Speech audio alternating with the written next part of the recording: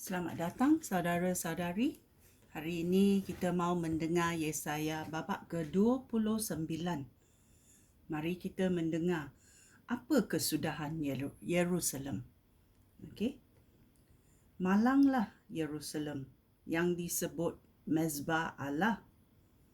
Malanglah kota tempat Raja Daud berkemah.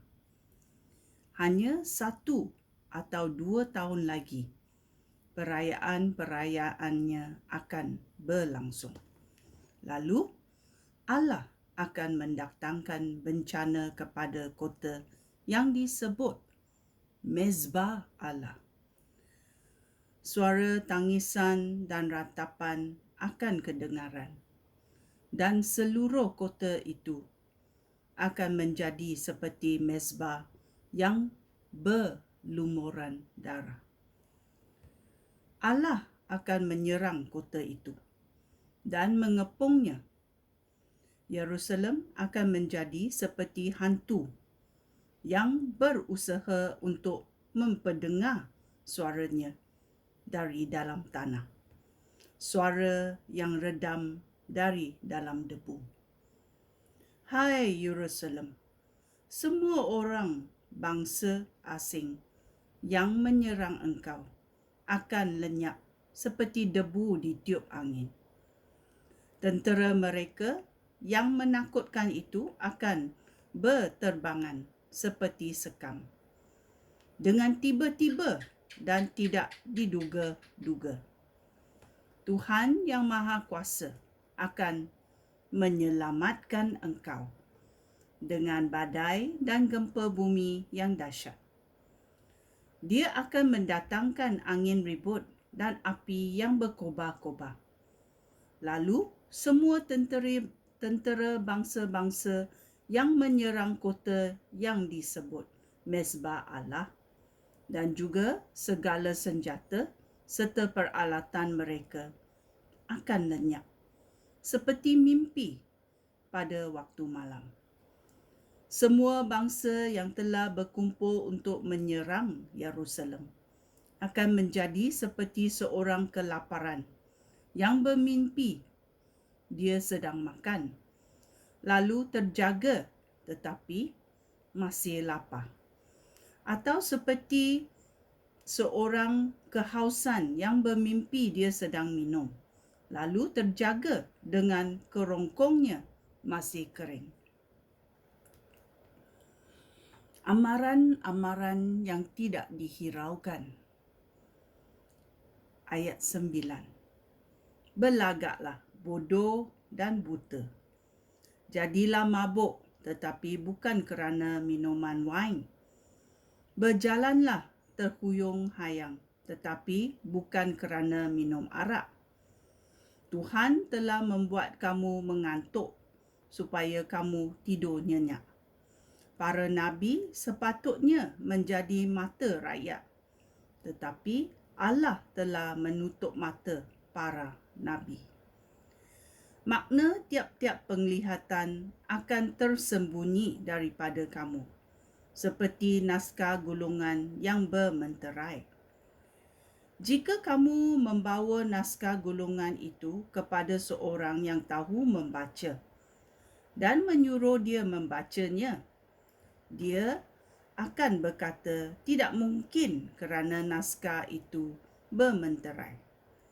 Jika kamu membawa naskah gulungan itu kepada orang yang tidak tahu membaca dan menyuruh dia membacanya, dia akan berkata bahawa dia tidak tahu membaca.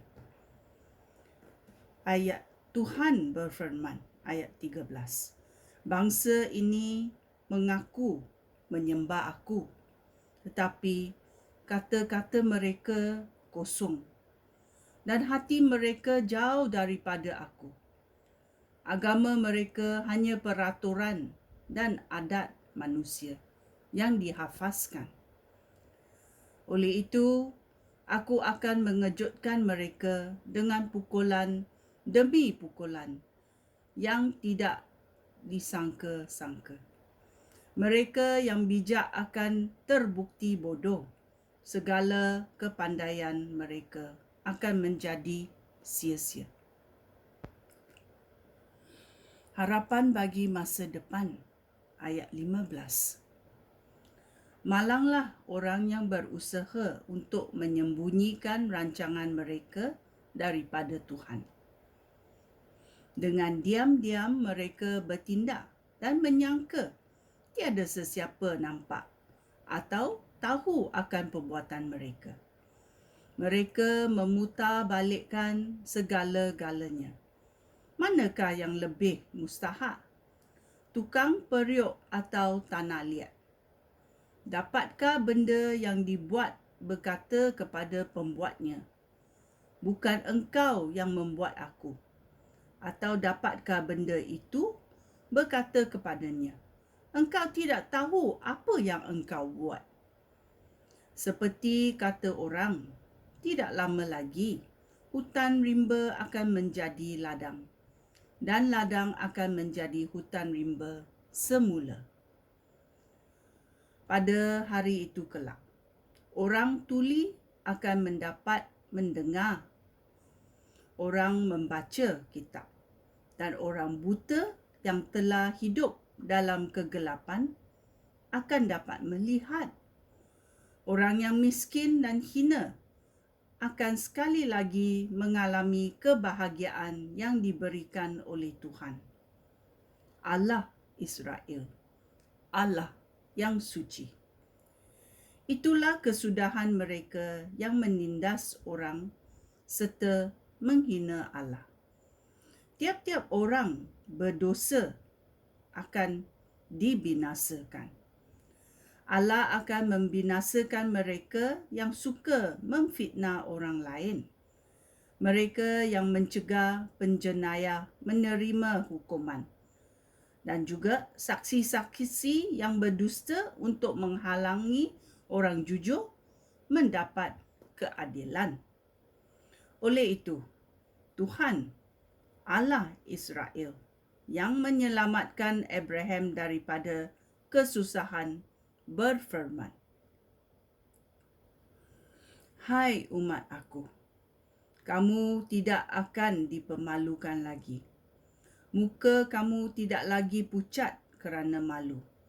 Apabila kamu melihat anak-anak yang akan aku kurniakan kepada kamu kelak, kamu akan mengakui bahawa akulah Allah Israel, Allah yang suci.